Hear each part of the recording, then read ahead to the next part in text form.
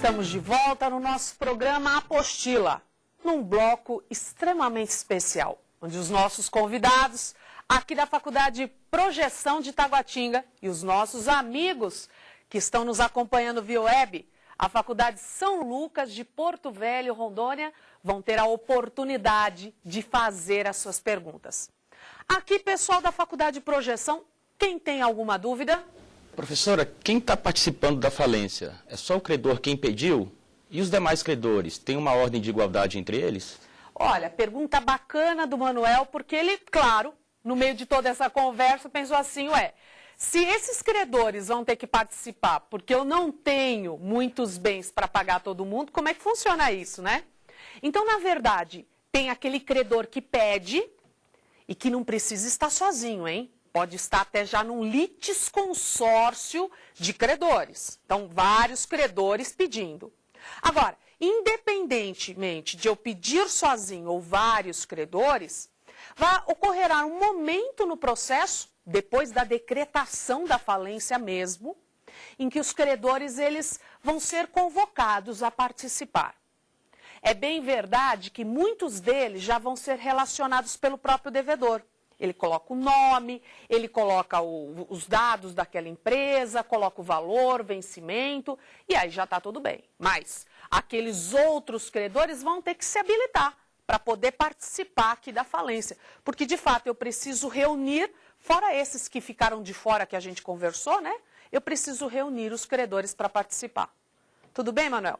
Vamos lá, então, agora para uma dúvida dos nossos amigos via web pessoal aí de São Lucas. E aí, qual que é a primeira pergunta? Professora, o pessoal aqui está na dúvida, querendo saber como que o devedor, pessoa jurídica, ele se protege de um pedido de falência de um credor de má-fé. O fato é o seguinte, olha, ele tem toda a razão.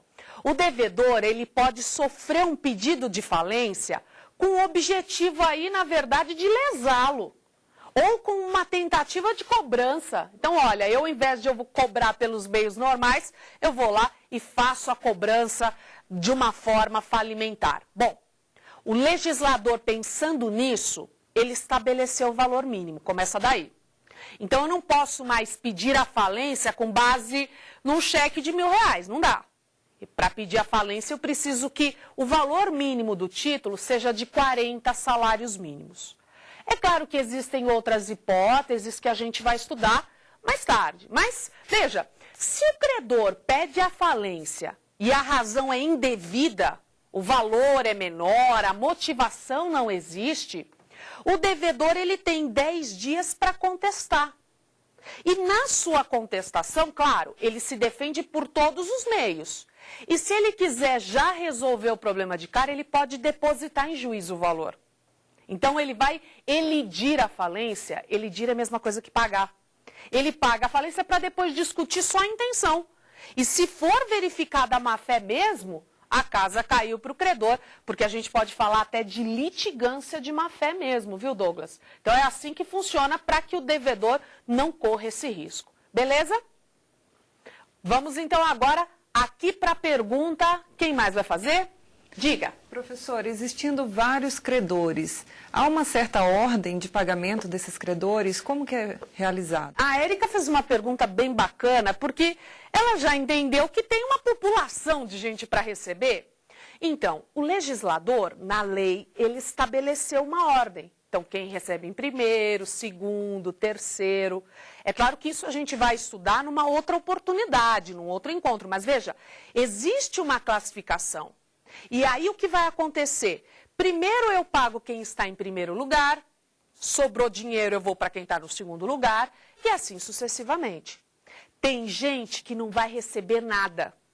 Não tem jeito. Falência já até traz para a gente a ideia de que a dívida é muito maior do que o patrimônio. Então tem gente que recebe, tem gente que não recebe nada. Então, tem uma ordem de classificação, os artigos da Érica, para você poder dar uma olhada depois, são os artigos 84 e 83 da lei.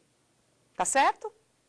Vamos, então, novamente para os nossos amigos aqui da Faculdade São Lucas, de Porto Velho. Qual é a próxima pergunta de vocês? Professor, os colegas aqui querem saber se a limitação de 150 salários mínimos aos créditos trabalhistas, ela afronta os princípios da CLT. Olha que bacana a pergunta. Olha, eu estaria na roça com a pergunta aí do pessoal de São Lucas, se a gente não tivesse um informativo do STF que saiu em junho agora desse ano. Porque até junho desse ano havia uma dúvida se a limitação, porque existe uma limitação, o crédito trabalhista ele tem preferência na ordem de pagamento se o valor dele for de até 150. E aí discutiam muito se isso era constitucional ou não, se isso afrontava as regras do direito do trabalho. O STF se posicionou. É lícito, é constitucional e não cabe à Justiça do Trabalho, ainda um pega lá com o povo, não cabe à Justiça do Trabalho questionar esse valor. Então, olha, de qualquer forma, a pergunta lá do pessoal da Faculdade de São Lucas, de qualquer forma, realmente o credor trabalhista, ele tem essa limitação de até 150 salários mínimos e para o STF isso é constitucional, está resolvido o problema. Então é constitucional até porque o credor trabalhista ele se habilita com valor integral.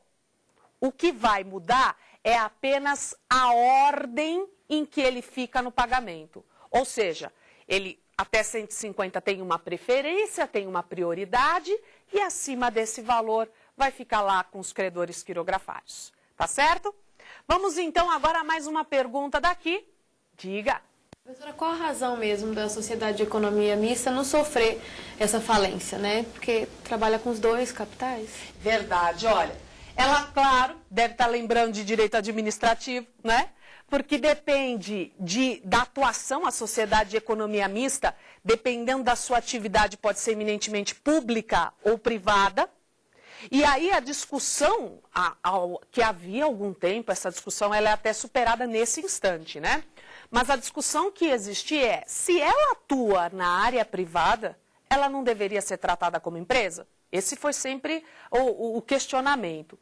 Entretanto, não importa o que faça a sociedade de economia mista, existe sempre um investimento público.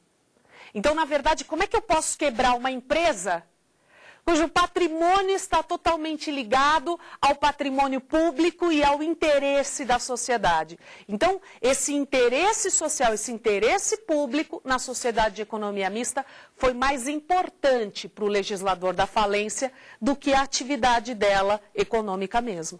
Tá certo? Vamos então para mais uma pergunta do pessoal aqui da Faculdade de São Lucas de Porto Velho. E aí, Douglas, tem mais uma dúvida?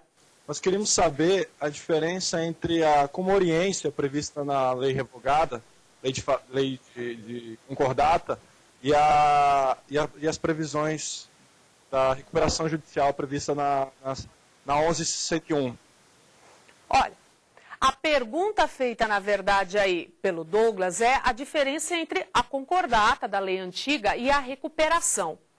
Elas são muito próximas mesmo, são muito parecidas esses dois institutos, só que a gente percebe claramente que na recuperação de empresas existe uma preocupação em preservar a empresa. Veja, Douglas, quando a empresa quebra, de fato, a empresa quebra, não é só o dono da empresa que se prejudica. Os credores se prejudicam, os empregados se prejudicam, porque além dessa dúvida de, olha, vou receber, quando vou receber, voltar ao mercado de trabalho. Então a ideia é, se for possível preservar a empresa, vamos preservá-la. Essa é a ideia principal da recuperação. E outra ideia importante que acaba modificando a concordata da lei antiga e a recuperação da lei nova, é que, na verdade, a concordata da lei antiga, ela podia ser pedida para evitar a falência, mas podia ser pedida até durante o processo de falência. Quer dizer, a empresa já estava lascada e aí eu transformava a falência em concordata. Só que o problema é que a concordata, do jeito que era, nenhuma empresa se levantava. Nenhuma grande empresa quase sobreviveu. Raras exceções sobreviveram à concordata. Tanto é que era meio que claro, a empresa faliu, a empresa entrou em concordata, pronto, ela vai quebrar. Agora, na recuperação não.